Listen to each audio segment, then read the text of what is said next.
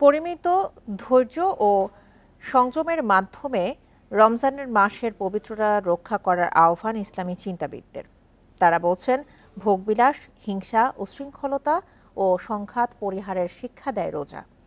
রমজানের পবিত্রতা রক্ষায় রাজধানীতে বন্ধ রয়েছে প্রকাশ্যে পানাহার। রহমত, মাগফিরাত ও নাজাতের মাস রমজানেই অবতীর্ণ হয় সম্পূর্ণ জীবনবিধান পবিত্র কোরআন মজিদ। এ মাসে নফল ইবাদত, কোরআন তিলাওয়াত, জিকির আশকারে মশগুল থাকেন ধর্মপ্রাণ মুসল্লিরা। রমজানের পবিত্রতা রক্ষায় রাজধানীর অনেক রেস্তোরাঁয় বন্ধ রাখা হয়েছে, কিছু সংখ্যক খোলা থাকলেও পর্দা ঝুলিয়ে রাখা হয়েছে। পবিত্র মাহে রমজানের শিক্ষায় উদ্বুদ্ধ হয়ে যাবতীয় ভোগবিলাস, হিংসা বিদ্বেষ, উচ্ছলতা ও সংঘাত পরিহার করার আহ্বান ইসলামী চিন্তাবিদদের। আল্লাহ পাক চান যে এটা হচ্ছে শাহরুল মুওয়াসাত, সহমর্মিতা দেখানোর মাস, মানুষের প্রতি সহমর্মী হওয়া। এটা একটা বড় শিক্ষা রমজানের।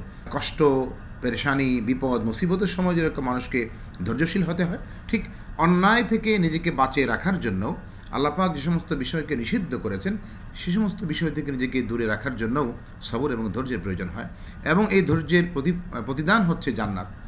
রমজান মাসে খাদ্যদ্রব্যসহ নিত্য প্রয়োজনীয় জিনিসপত্রের সরবরাহ নিশ্চিতকরণ ও দ্রব্যমূল্য জনগণের ক্রয় ক্ষমতার মধ্যে রাখতে দেশের ব্যবসায়ী সমাজের প্রতি আহ্বান ইসলামী চিন্তাবিদদের। সেই সাথে ভেজাল খাবার সরবরাহ থেকে বিরত থাকারও আহ্বান তাদের।